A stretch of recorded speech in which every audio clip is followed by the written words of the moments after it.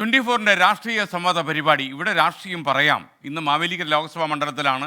Chengannur private bus stand പരിസരത്താണ് ഇന്ന് ഈ സംവാദം അരങ്ങേറുക. വൈകിട്ട് 4 മണി മുതൽ 5 മണി വരെയാണ് പരിപാടി. 1 മണിക്കൂർ ദൈർഘ്യത്തിൽ ഈ പരിപാടി 24 തത്സമയം സംപ്രേഷണം ചെയ്യും. അനുജ രാജേഷാണ് ജനങ്ങൾക്ക് വേണ്ടി ഈ സംവാദം ചെങ്ങന്നൂരിൽ അവതരിപ്പിക്കുന്നത്. വിവരങ്ങളുമായി ചെങ്ങന്നൂരിൽ നിന്ന് അനുജ രാജേഷ് തത്സമയം ചേരുന്നു. Anuja, good morning. ഇന്നത്തെ സംവാദം പൊളിക്കുമോ?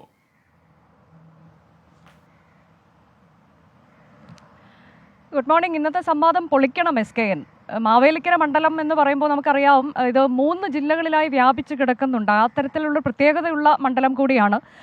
കൊല്ലമുണ്ട്, കോട്ടയമുണ്ട്, കൂടാതെ ആലപ്പുഴ, ഈ 3 ജില്ലകളിൽ വ്യാപിച്ച് കിടക്കുന്നു. ഇനിയിപ്പോൾ അതിൻ്റെ രാഷ്ട്രീയ പ്രത്യേകത നോക്കിയാൽ കഴിഞ്ഞ 3 ടേം അടുപ്പിച്ച് കൊടിക്കുന്നിൽ സുരേഷിനെ വിജയിപ്പിച്ച് വിട്ട മണ്ഡലം.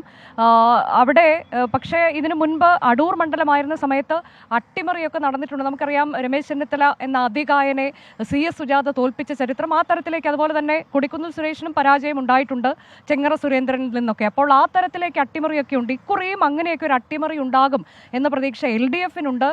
ഈ അടൂർ മണ്ഡലമായിരുന്ന സമയത്തും അവിടെ നിന്ന് മത്സരിച്ച് വിജയിച്ചിട്ടുണ്ട്. ആകെ 9 തവണ ഈ 2 മണ്ഡലങ്ങളും ആയിരുന്ന സമയത്ത് മത്സരിച്ച് അതിൽ 7 തവണയും വിജയിച്ച് ഏതാണ്ട് ഒരു 35 വർഷക്കാലം ഈ മണ്ഡലത്തെ പ്രതിനിധീകരിച്ച കൊടിക്കുന്നിൽ സുരേഷ് ഇനി ഒരു മാറ്റം വേണമെന്ന് ജനങ്ങൾ ആഗ്രഹിക്കുന്നുണ്ട് എന്നുള്ളതാണ് LDF പറയുന്നത്. മാത്രമല്ല, ഒരു ആൻറ്റി ഇൻകംബൻസി ഫാക്ടർ അത് വളരെ ശക്തമാണ് മാവേലിക്കര മണ്ഡലത്തിൽ എന്ന് പറഞ്ഞ് ആ തരത്തിലേക്കൊക്കെയുള്ള റിപ്പോർട്ടുകൾ അത് കഴിഞ്ഞ തവണ മുതൽ തന്നെ ഉണ്ടായിരുന്നതായി നമുക്കറിയാം.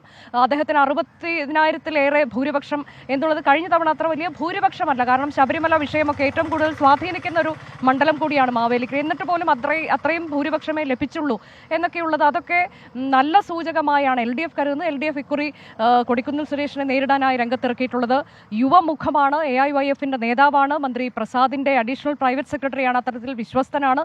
അപ്പോൾ പ്രചാരണ രംഗത്തും അദ്ദേഹം ഏറെ മുന്നോട്ട് പോയിട്ടുണ്ട്. CPIഎമ്മിന്റെ മുഴുവൻ സംഘടനാ സംവിധാനവും ഊർജിതമായി തന്നെ CPI സ്ഥാനാർത്ഥിക്കായി ഇവിടെ പ്രവർത്തിക്കുന്നുണ്ട് എന്നുള്ളതാണ്. CPIയുടെ 2 ജില്ലാ ഘടകങ്ങൾ അദ്ദേഹത്തിന്റെ പേര് വന്നപ്പോൾ അതിൽ എതിർപ്പറിയിക്കുകയും ആ പേര് ശുപാർശ ചെയ്യാതിരിക്കുകയും ചെയ്തതൊക്കെ നമുക്കറിയാം. ആലപ്പുഴ മാത്രമാണ് അത് മുന്നോട്ട് വെച്ചത്. പക്ഷേ എങ്കിൽ പോലും ഇപ്പോൾ പ്രചാരണത്തിലൊക്കെ ഏറെ മുന്നോട്ട് പോയിട്ടുണ്ട്. ആ പ്രതീക്ഷ അവർക്കുണ്ട്. മറ്റൊന്ന് BDJS ആണ് NDA പ്രതിനിധീകരിച്ച് ഇവിടെ മത്സരിക്കുന്നത്. 1 ലക്ഷത്തിലേറെ വോട്ടുകൾ എന്നുള്ളത്. ബൈജു കലാശാല, ഇതിനു മുമ്പ് അതിലൊരു കൗതുകമുള്ളത് UDFന്റെ അസംബ്ലി സ്ഥാനാർത്ഥിയായി, അതായത് നിയമസഭാ തെരഞ്ഞെടുപ്പിൽ കോൺഗ്രസിന്റെ സ്ഥാനാർത്ഥിയായി മത്സരിച്ചയാളാണ് ബൈജു കലാശാല. അദ്ദേഹമാണ് ഇത്തവണ NDA സ്ഥാനാർത്ഥിയായി മത്സരിക്കുന്നത് എന്നുള്ളതാണ്. ഇതിൽ പല വിഷയങ്ങളുണ്ട്. കോട്ടയം ജില്ലയുടെ വിഷയം റബ്ബറുണ്ട്, കൊല്ലം ജില്ലയുടെ കശുവണ്ടി വരും, അതുപോലെ ആലപ്പുഴ ജില്ലയുടെ നെല്ലും കയറും, ഇങ്ങനെയൊക്കെയുള്ള പല വിഷയങ്ങൾ ഇവിടെ ചർച്ചയ്ക്ക് വരുന്നുണ്ട്. കൊടിക്കുന്നിൽ സുരേഷ് വികസനം ചെയ്തിട്ടുണ്ടോ, മണ്ഡലത്തിലേക്ക് വന്നിട്ടുണ്ടോ എന്നൊക്കെയുള്ള ചോദ്യങ്ങൾ അത് കഴിഞ്ഞ തവണ മുതൽ ഉയർന്നു കേൾക്കുന്നത് കൂടുതൽ ഇക്കുറി ഉയർന്നു കേൾക്കുന്നുണ്ട്.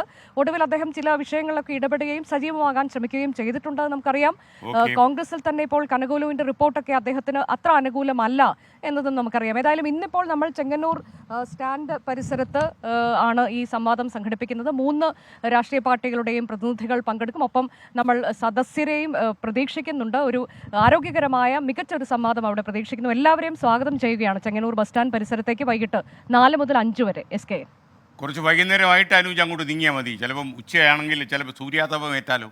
ഓക്കെ അനുജ, പൊളിക്കുക. ഓക്കെ.